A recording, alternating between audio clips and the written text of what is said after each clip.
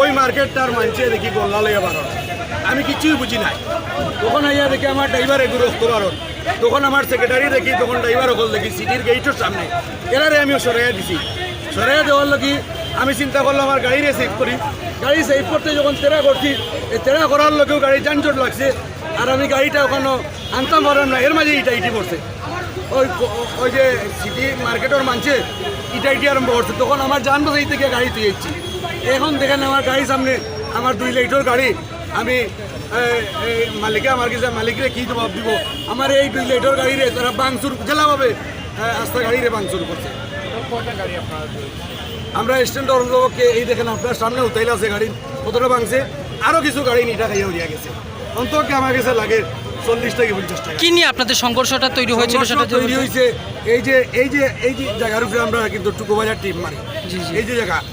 জায়গা সাইড করিয়া আমরা টুকুবাজার টিপ মারি এন থেকে আমরা গাড়ির শৃঙ্খলা করিয়া যাত্রী নিয়ে যাই এখন এই যে সিটি মার্কেট থেকে যে এই আন্দোলন আরম্ভ হয়েছে এই সিটি মার্কেট থেকে আপনার দেখছেন ইন থেকে আমরা মেডিকেল টিপ মারি যাত্রীটা মেডিকেল নেই এবং যাত্রী অফার নেই এই গাড়িটা সাইড লাগিয়ে রাখি আমরা যে টিপ মারি মার্কেটের কত হইল গিয়ারি এই গাড়ি কেন থাকতো না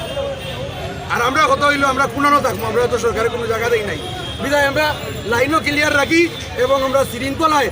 এক লাইনে আমরা মেডিকেল এবং অফার টিপ মারি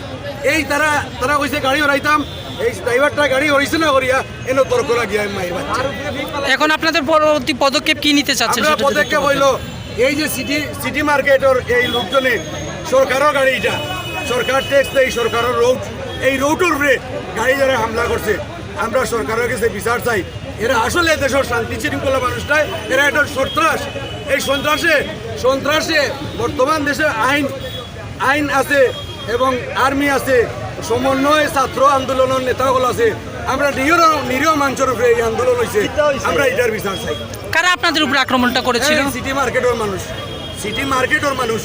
এরা আমরা উপরে আক্রমণ করছে আমার ড্রাইভার হলেও মাথা মারছে অনেক ড্রাইভার এখন 35 থেকে 30 জন মানুষ মেডিকেল এখন ভর্তি আছে কোষাধ্যক্ষ লাইনে ও সংগঠন মানে 707 শাখা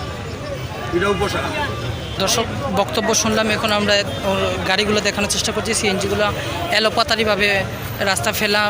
রয়েছে আসলে দেখতে পাচ্ছেন তাদের কাছ থেকে তাদের দাবি দেওয়াটা জানতে পারলাম এই যে দেখছেন আপনারা বর্তমানে রাস্তা